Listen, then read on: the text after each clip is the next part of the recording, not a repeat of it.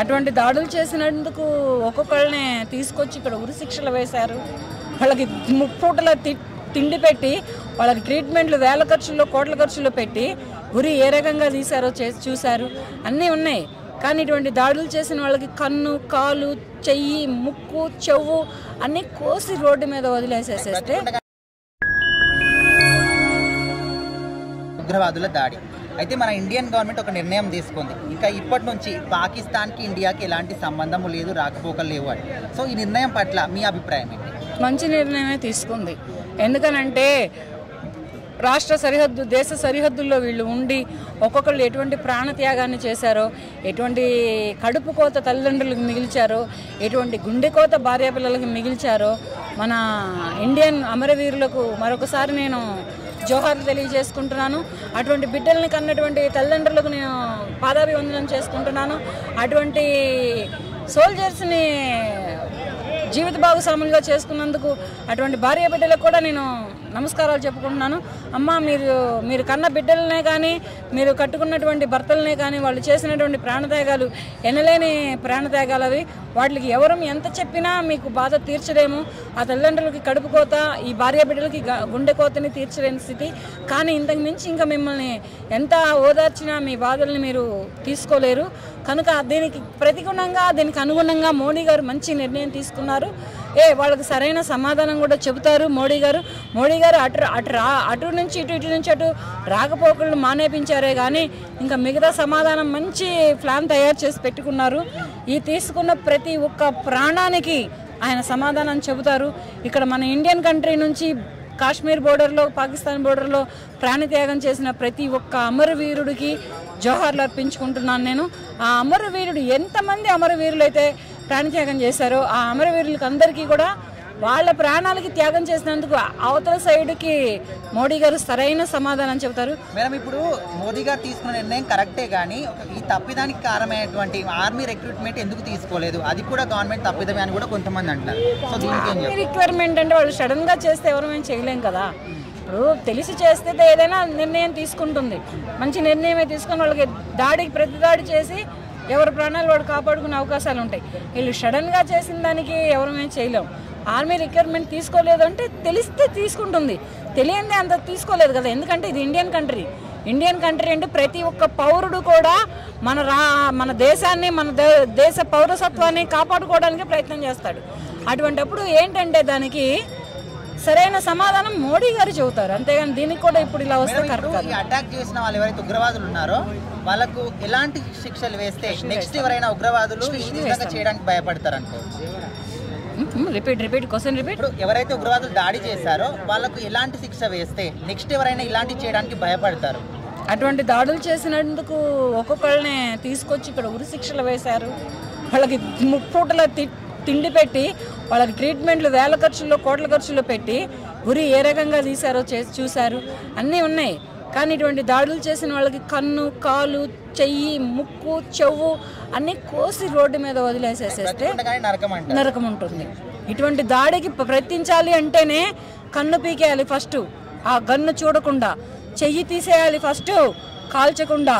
కాలు తీసేయాలి ఫస్ట్, దేశం మీదకి కాలు రువ్వకుండా. చెవు, ముక్కు కోసేయాలి, ఊపిరి పీల్చొద్దు, అటువంటి సౌండ్లు వినొద్దు.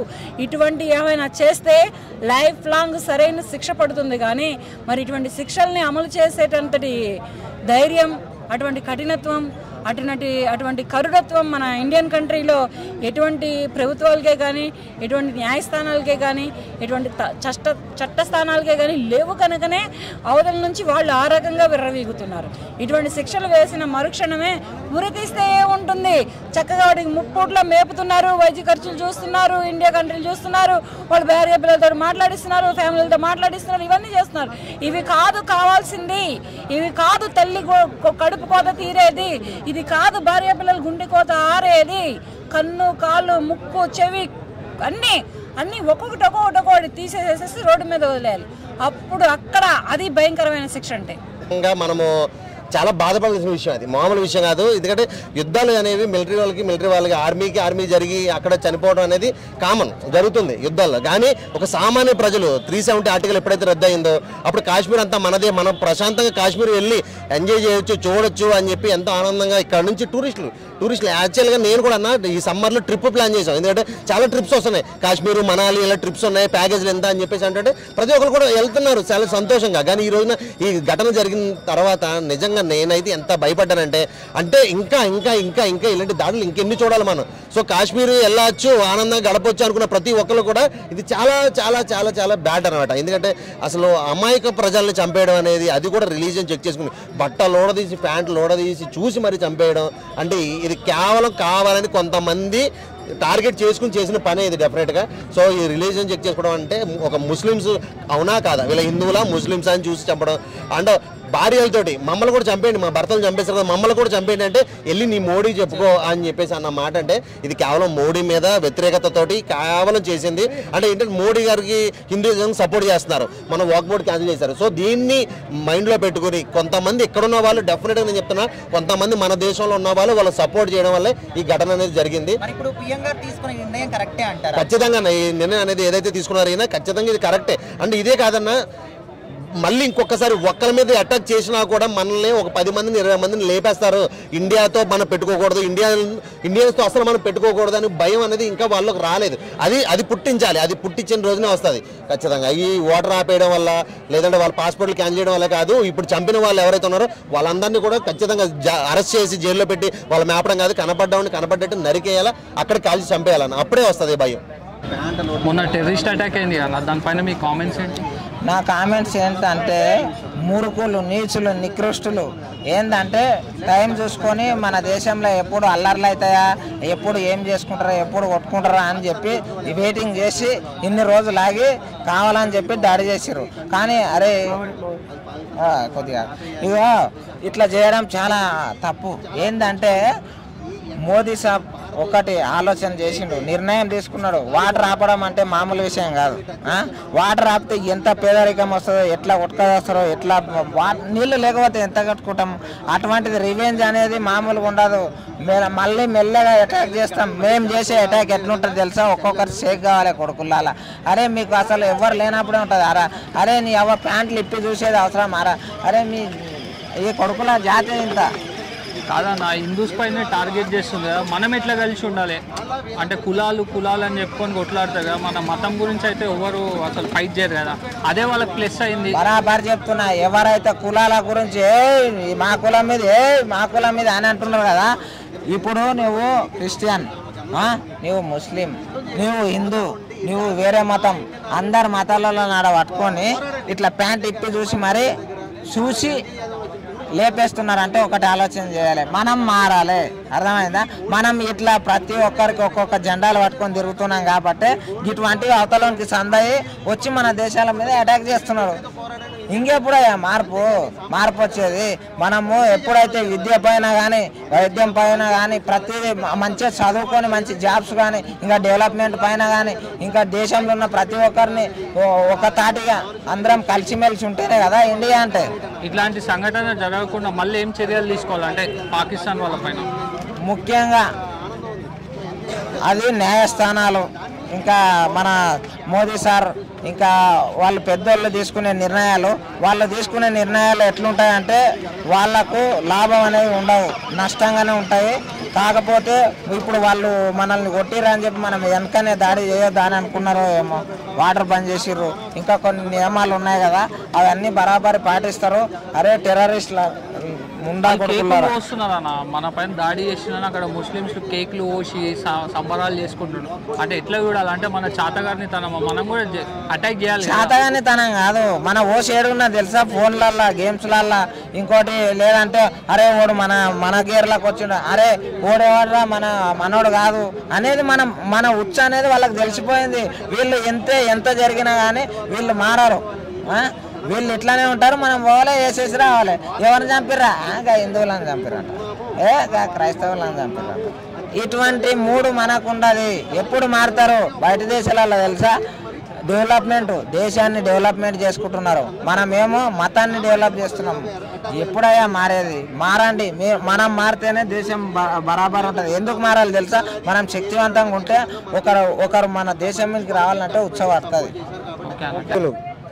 చాలామంది ఉన్నత స్థాయిలో ఉన్న ఆఫీసులు, ఇన్కమ్ ట్యాక్స్ కావండి, నేవీ కావండి, మిలిటరీ కావండి, ఆఫీసులు చాలామంది సేవ చేయడం కోసం ఏదో సమ్మర్ కండిషన్లో వాళ్ళకి వెళ్ళారండి.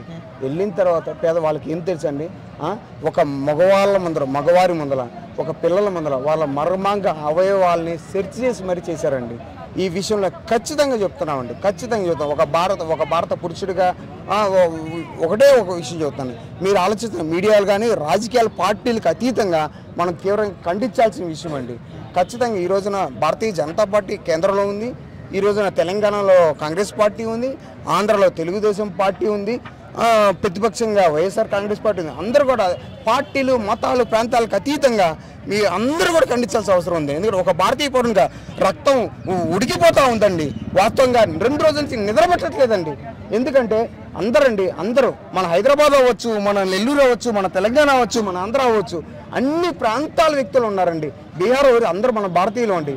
ఖచ్చితంగా దీన్ని తీవ్రంగా రూపాయికి 10 రూపాయలు అందించి భారతీయ జనతా పార్టీ కావని ఎన్ని పార్టీలు తన అందరి సంస్కృతితో అందరూ ఏకీభావం చేసి ఖచ్చితంగా పాకిస్తాన్ సపోర్ట్ చేసేటువంటి ఉగ్రవాదులు వాళ్ళ మొత్తాన్ని కూడా మనం వాళ్ళ అంతమొచ్చాల్సిన అవసరం ఉంది.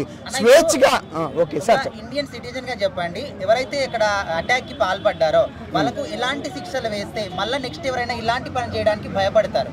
అది ఖచ్చితంగా భారత న్యాయస్థానాలు అన్ని చూసుకుంటూ ఉంటాయి. ఖచ్చితంగా ఇది మానవీయ చర్య. ఎందుకంటే ఒక భార్య ముందల, ఒక పిల్లల ముందల, ఒక స్త్రీల ముందల వాళ్ళ ఫ్యాంట్లు ఇప్పి ఈ విధంగా మతాలకి కులాలకి మనందరూ బతుకుతున్నామండి. మనం ఏ వ్యాపారం చేసినా అన్ని కులాల మతాలకి మనందరూ కలిసి బతుకుతాం, కలిసి తింటాం, కలిసి తాగుతున్నాం. కానీ ఒకటే విషయం చెప్తాను, ఇది మటుకు తీవ్ర అమానవీయ చర్య. దీన్ని అందరూ ఖండించాలి. ప్రాంతాలకి, కులాలకి, మతాలకి, ప్రాంతాలకి అయితే మనం ఖండించాల్సిన అవసరం ఎంతైనా ఉంది. మీడియా పూర్వక అన్ని మోడీ మీద వ్యతిరేకతతో సామాన్య ప్రజలను చంపేయడం ఎంతవరకు కరెక్ట్ అంటారు?